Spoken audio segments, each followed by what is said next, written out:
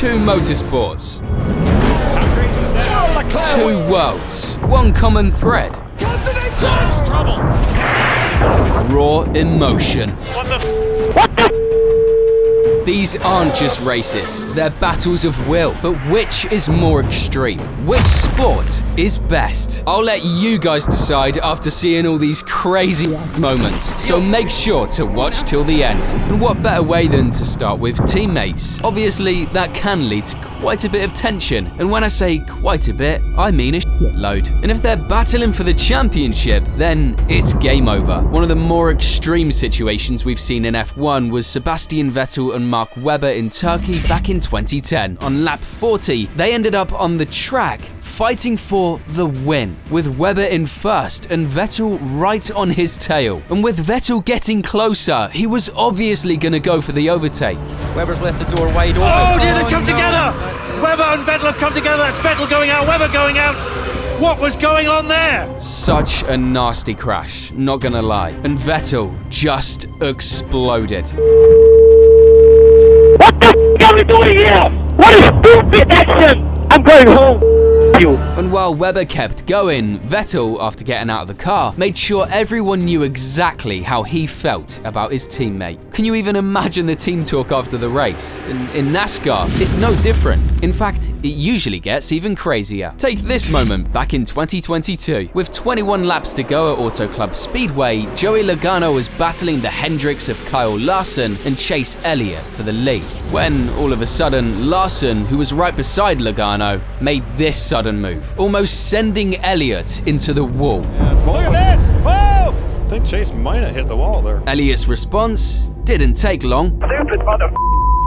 Well, Damn it, I'm sorry. I didn't know he was there. but Elliott just kept on yelling. Broke again. And with 8 laps to go, after the bump, everything went downhill for Elliott. Getting worse here. It's a lot worse here in the last half. Chase Elliott, after going a lap down, turns it around. And to top it off, Larson won the race, and here's what he had to say. I'm not even looking in my mirror at that point because all I'm worried about is Joey, and I'm looking out of my A-post window, and I had a run, so I went to peel off, and as soon as I peeled off, my spotter's yelling, outside, outside, outside, and I would never, run into my teammate or block him that aggressively and that late on purpose. From what I've seen in the comments, Elliott's one of the more chill drivers out there, but at that moment, he completely lost it. But we've seen something much crazier than this. In F1, believe it or not, 2021, Imola. An absolutely insane race with crazy weather changes. Russell was going all out, somehow putting his crappy Williams in P10 and catching Bottas's Mercedes on lap 39. But when he tried to pass him, well, things didn't go exactly as planned.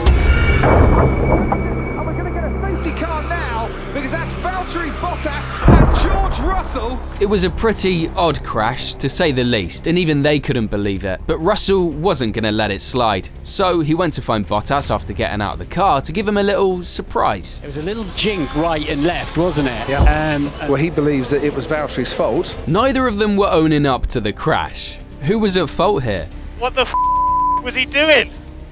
Is he a f*** or what? What a f***.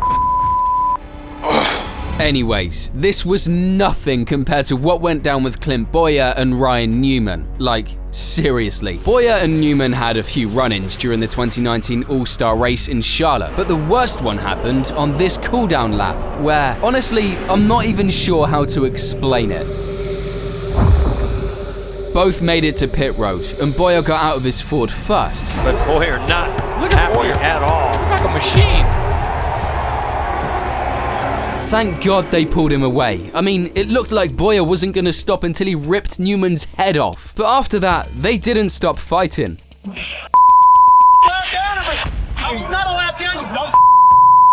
And once the anger cooled down, here's how each one explained it. I pull up next to him and he dumps me in the Ford.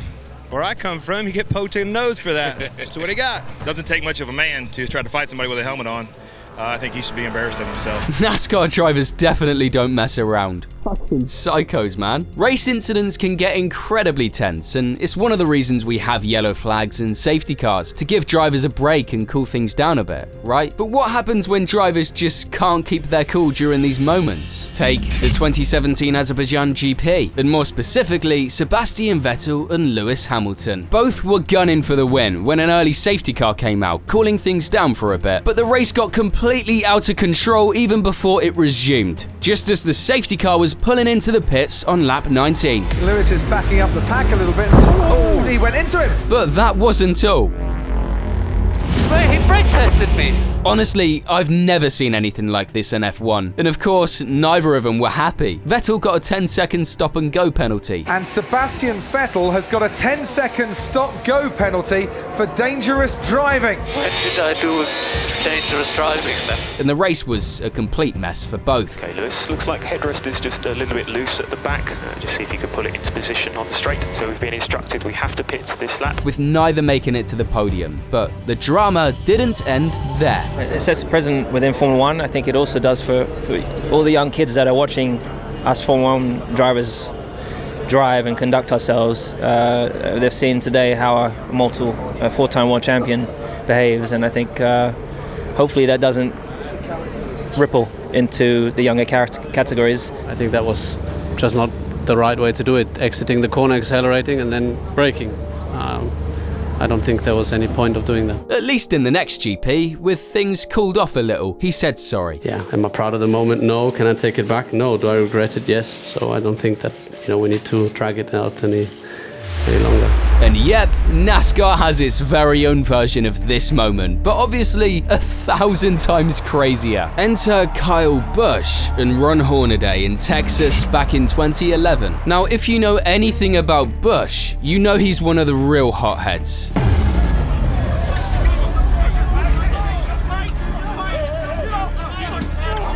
Honestly, I wouldn't want to cross paths with him, but Hornaday didn't have a choice. We're on lap 14 of 148 during Friday's night race at the Texas Motor Speedway when both of them found themselves in a 3-wide. 3-wide into turn 4.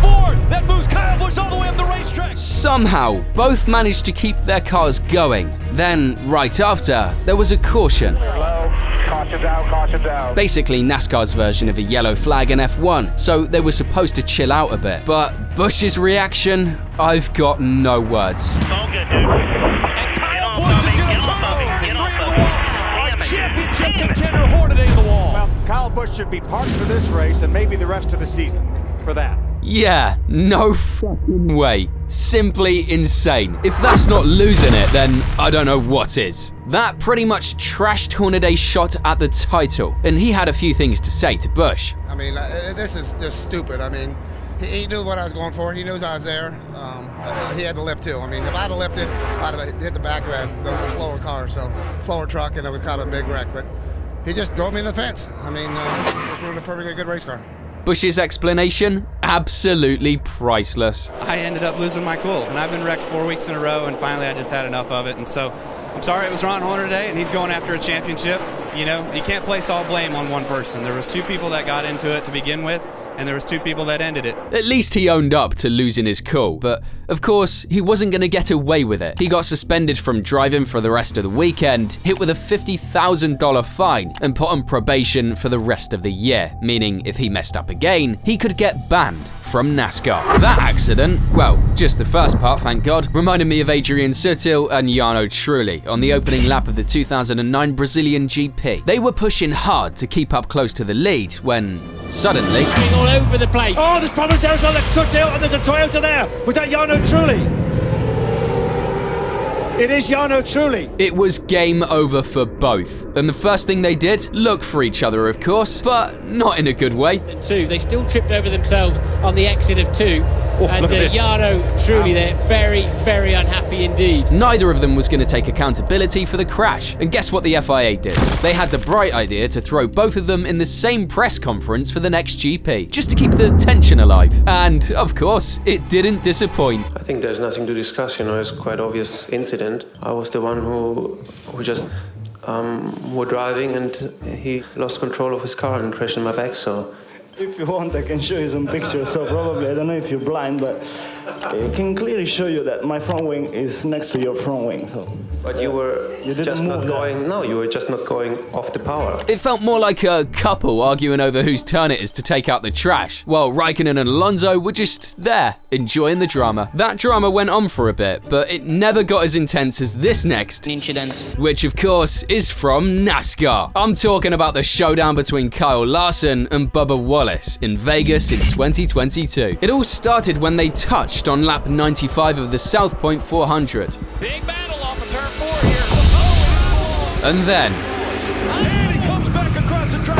Chance to 5. They're both in the wall. The caution comes out. what the actual did Wallace crash on purpose, or did he simply lose control? I'm not sure, to be honest, but Wallace wasted no time jumping out of the car and heading straight for Larson.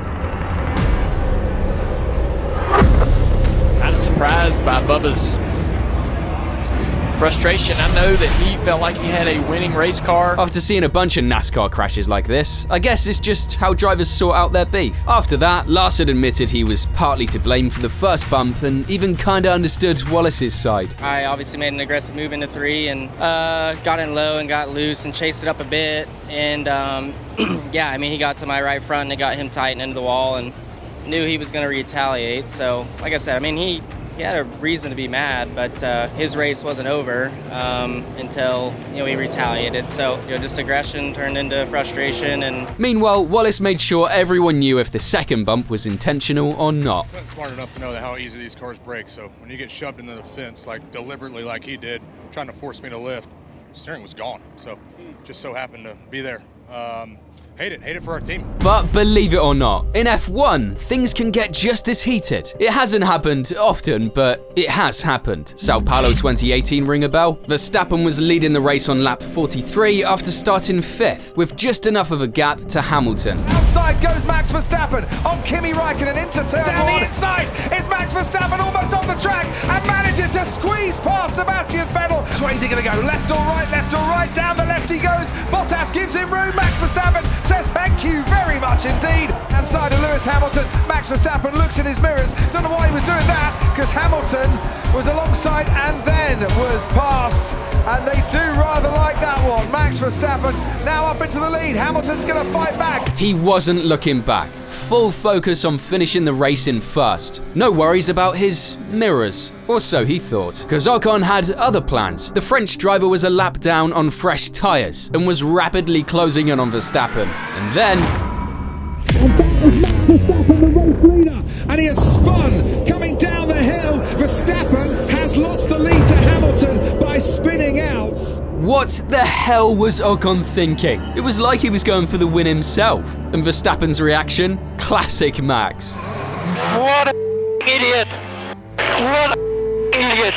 Yeah, I'd be pissed off too if that happened to me. With Hamilton taking the lead, the crash killed his chances at a win. And after crossing the line, Verstappen had definitely not cooled down. Yeah, I know what to say. I hope I can't find him now in the paddock, because then he has... And, obviously, Verstappen ran into Ocon after the race, and things didn't exactly go smoothly. I think when you're a lap behind... Calm yourself down for the moment, Max. You should not be attacking the leader. I don't really have a lot to comment on that, except that he was being a pussy. But I wish things had stayed so calm between Ross Chastain and rookie Noah Gragson in Kansas in 2023. Honestly, what I'm about to show you makes Verstappen and Ocon's incident look like a little kid's squabble. They were both battling hard when this happened.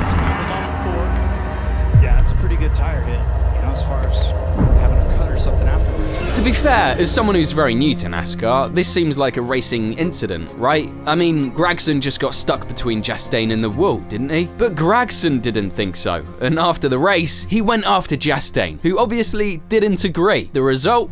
Well...